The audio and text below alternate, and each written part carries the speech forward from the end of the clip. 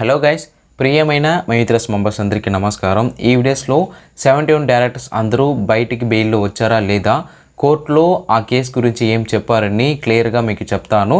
So ఈ videos అనేది మీకు యూస్ఫుల్గా ఉంటుంది. సో అందువల్ల మీరు ఈ వీడియోస్ని స్కిప్ చేయకుండా చూడండి, ఓకేనా? Okay guys, first of all ఆ 71 డైరెక్టర్స్ అందరికీ బెయిల్ ఇచ్చారా లేదా అంటే, ఈసారి కూడా ఆ 71 మెంబర్స్కి బెయిల్ అనేది ఇవ్వట్లేదు. ఈ టైం కూడా ఏదో ఒక రీజన్ చెప్పేసి వీళ్ళందరికీ బెయిల్ అనేది రిజెక్ట్ చేశారు.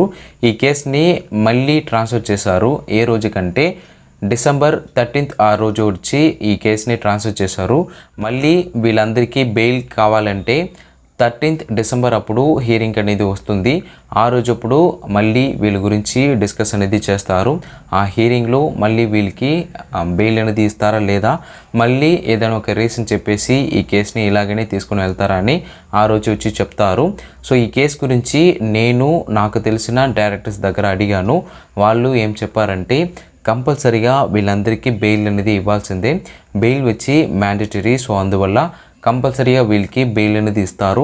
సో ఇప్పుడు వాళ్ళ దగ్గర వచ్చి ఏదో ఒక పాయింట్ని తీసుకొని ఈ కేసుని ఇట్లా ల్యాగ్ చేస్తున్నారు, ఇట్లా వాళ్ళు ట్రాన్స్ఫర్ చేస్తున్నారు. సో కంపల్సరీగా ఇలాగనే జరగదు. సో మ్యాక్సిమం ఇంకా నెక్స్ట్ హియరింగ్లో వీళ్ళందరికీ బెయిల్ అనేది ఇవ్వాల్సిందే. అట్లా లేదు, నెక్స్ట్ టైం కూడా వీళ్ళు ఏదో ఒక రీజన్ చెప్పేసి ఇలా చెప్పేశారంటే, దానికి తర్వాత నెక్స్ట్ హియరింగ్ వస్తున్నాయి కదా, ఆ హియరింగ్లో కంపల్సరీగా వీళ్ళకి బెయిల్ అనేది ఇవ్వాల్సిందే. ఎందుకంటే బెయిల్ వచ్చి మ్యాండేటరీ.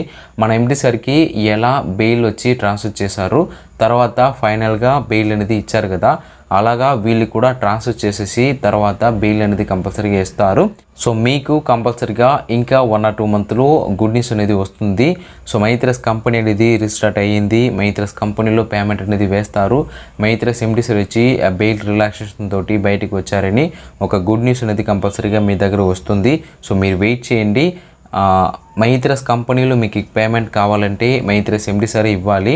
సో ఎండి సార్ వచ్చి నెక్స్ట్ హియరింగ్లో బయటకు రావడానికి చాలా ఛాన్స్ అనేది ఉంది. ఎందుకు ఇలా చెప్తున్నాను అంటే, ఎండి సార్కి నెక్స్ట్ హియరింగ్లో బెయిల్ రిలాక్సేషన్ అనేది అప్లై చేస్తున్నారు. ఆ బెయిల్ రిలాక్సేషన్ వచ్చి నెక్స్ట్ హియరింగ్లో కంపల్సరీగా ఇస్తారని ఒక నమ్మకం అనేది ఉంది.